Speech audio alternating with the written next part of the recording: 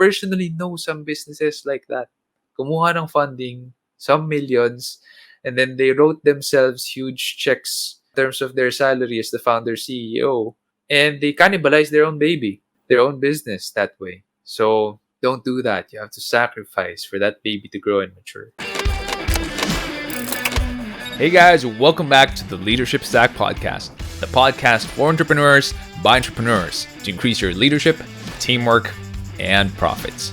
This is your host, Sean C., aka Mr. CEO at 22.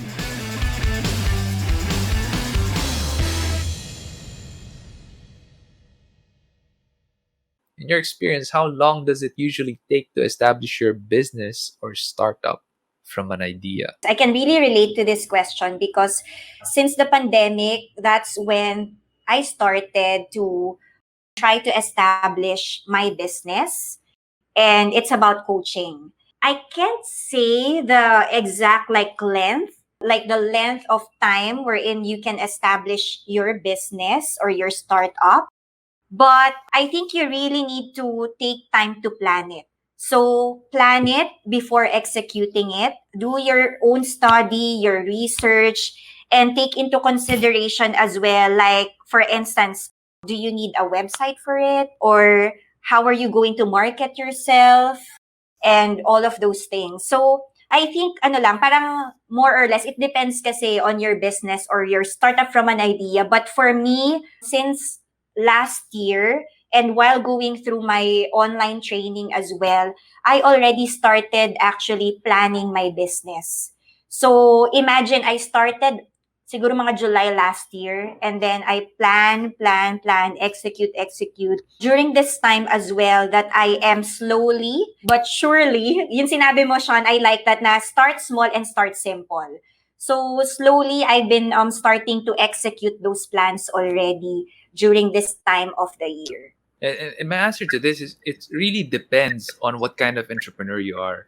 There are different kinds of people with different kinds of behavior. There's the DISC spectrum in terms of personality trait: dominant, influential, steady, and corrective. Jason Law teaches workshops about this and has seminars about this. His seminar, I attended Jason's seminar. It's called Unique. A really good seminar and workshop, by the way. Highly recommended. And I attended John Maxwell, the DISC personality as well. And what I can say is it depends on your personality. I'm a highly dominant trait personality. I scored an extremely high score in D, and then my score in the ISC is just 1, 2, and 1, respectively. So, medyo go ako. Start.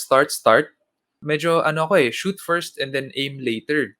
But with the kind of strategy with the kind of personality that I have, it is critical for me to have the right team players around me. I will never be able to make it on my own. The SEO Hacker team is a critical part of my success because I am a shoot first and aim later kind of guy. The good thing about that kind of personality trait that I have is I keep things moving. Because if you're the steady or corrective personality or the influential personality as well, and if you don't have much of the dominant personality in you, what happens is you overthink things or you just would like to have a good time. Mga I personality always have to have fun. So the positive trait naman sa akin is I always want to keep things moving.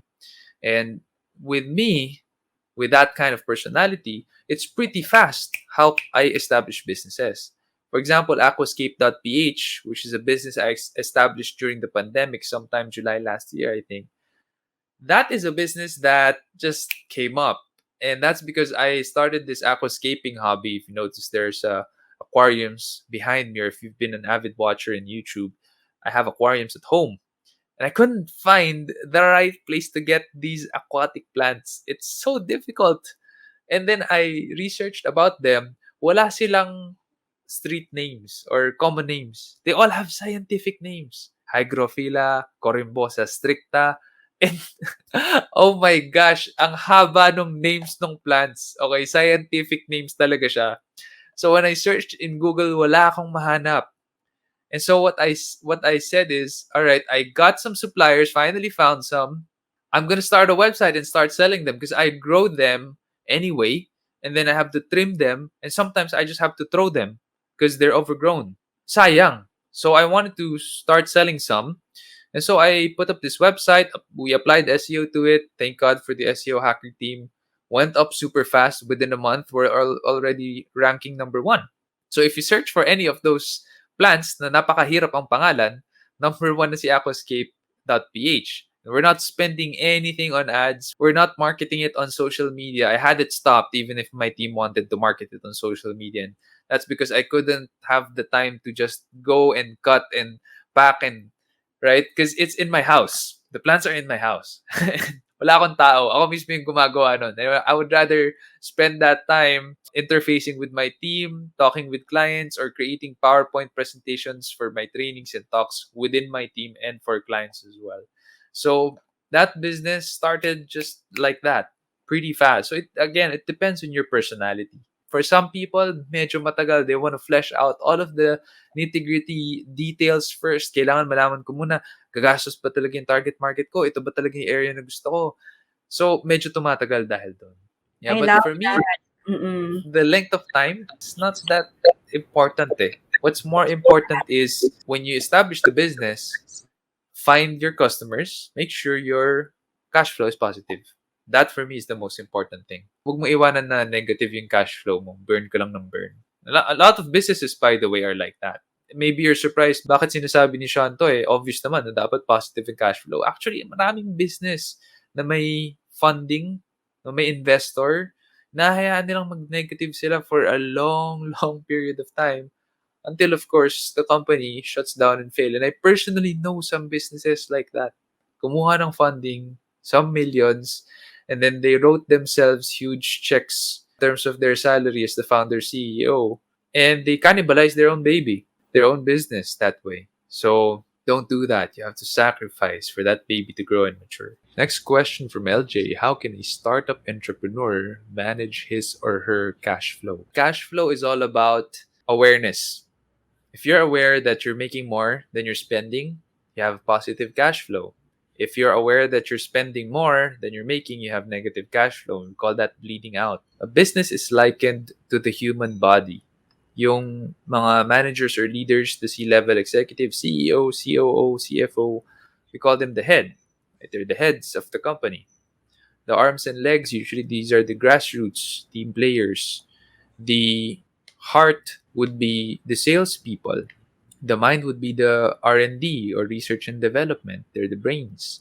Why do we call the salespeople the heart? Because it's the one that pumps blood. Blood is cash flow.